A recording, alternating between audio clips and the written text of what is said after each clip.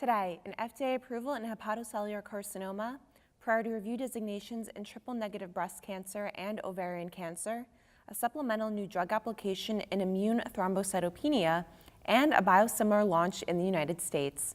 Welcome to Enclave News Network. I'm Gina Columbus. The FDA has granted pembrolizumab an accelerated approval for the treatment of patients with hepatocellular carcinoma who have previously received sorafenib. The approval is based on data from the Phase 2 KEYNOTE-224 trial, in which single-agent pembrolizumab induced an overall response rate of 17% among 104 patients with advanced HCC previously treated with sorafenib. Among the 18 patients who responded, there was 1 complete response and 17 partial responses. Moreover, 46 patients had stable disease, 34 patients had progressive disease, and 6 patients were not evaluable. The median time to response was 2.1 months, and at the data cutoff, 12 of the 18 responses were ongoing, and the median duration of response was not reached. 89% of the responders had a DOR greater than 6 months, and 56% had a DOR longer than 12 months. Additionally, the median PFS was 4.9 months, and the 12-month PFS rate was 28%. The median OS was 12.9 months, and the 12-month OS rate was 54%. The FDA has granted a priority review designation to a supplemental biologics license application for the frontline combination of atezolizumab plus nab-paclitaxel for patients with unresectable, locally advanced or metastatic PD-L1 positive triple-negative breast cancer. The application is based on the Phase 3 IMpassion130 trial, in which the addition of the PD-L1 inhibitor to nab-paclitaxel reduced the risk of progression or death by 38% versus nab-paclitaxel alone in this patient population. Under the Prescription Drug User Fee Act, the FDA is scheduled to make a decision on the sBLA by March 12, 2019. In the primary PFS analysis in the PD-L1 positive population, the median PFS was 7.5 months with atezolizumab and nab-paclitaxel and 5.0 months with chemotherapy. The 1-year PFS rates were 29% and 16% with atezolizumab and nab-paclitaxel respectively. At a 12.9-month follow-up, an interim OS analysis of the PD-L1 positive population showed a clinically meaningful improvement with added atezolizumab at 25.0 months versus nab-paclitaxel alone at 15.5 months. In ovarian cancer, the FDA has granted a priority review designation to a supplemental new drug application for olaparib tablets for use as a maintenance therapy in patients with newly diagnosed BRCA-positive advanced disease who achieved a complete or partial response to standard frontline platinum-based chemotherapy. The application is based on findings from the Phase 3 SOLO-1 trial, in which olaparib significantly improved progression-free survival as frontline maintenance for this patient population.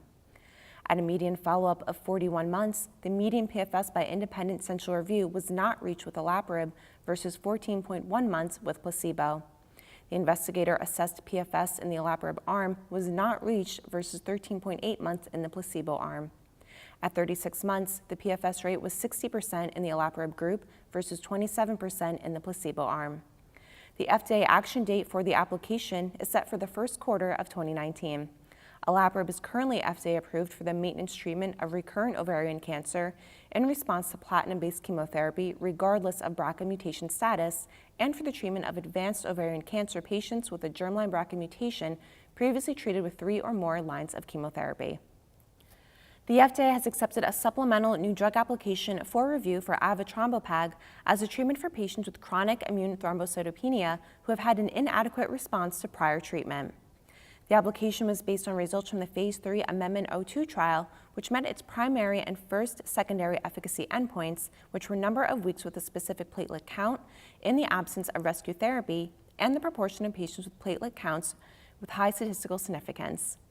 Data showed that avatrombopag was superior to placebo in the cumulative number of weeks of platelet response, with a significantly longer duration of a platelet count in the absence of rescue therapy versus placebo, with a median of 12.4 versus 0 weeks. Additionally, a greater platelet response rate was observed for patients who received avatrombopag at day 8 versus those who received placebo. Under the Prescription Drug User Fee Act, the FDA will render a decision on the application by June 30, 2019. Epoetin alpha EPBX, biosimilar to Epoetin alpha, has been launched in the United States at a significant discount. The shipment of the biosimilar to wholesalers throughout the United States began on November 12, 2018. Prior to the launch announcement, the FDA approved the biosimilar in May 2018 to be used as a treatment for anemia caused by chronic kidney disease, chemotherapy, or the use of zidovudine in patients with HIV infection. Epoetin alpha EPBX is also indicated for use prior to and following surgery to decrease the likelihood that patients will need a red blood cell transfusion due to blood loss from surgery. The approval was based on data yielded from 2 single-center randomized open-label studies that demonstrated similarity between the biosimilar and epoetin alpha. Epoetin alpha EPBX will now be introduced to the market at a substantial discount at a wholesale acquisition cost of $11.03 per 1,000 units per milliliter, which is 57.1% below the WAC of Procrit and 33.5% below the WAC of its reference product, Epogen. This week, we sat down with Dr. Joanna Bendel of Sarah Cannon Research Institute to discuss the future management of metastatic colorectal cancer. In the next few years, I see this as a very exciting time for patients with metastatic colorectal cancer. The field of drug development, particularly for these patients, is booming, looking not only at immunotherapies, immunotherapy combinations, personalized cancer vaccines, solid tumor CAR T options, and other targeted therapies that are just trying to hit other targets on the colorectal cancer cells, both in the form of antibody drug conjugates and then direct targeting to the cancer cells.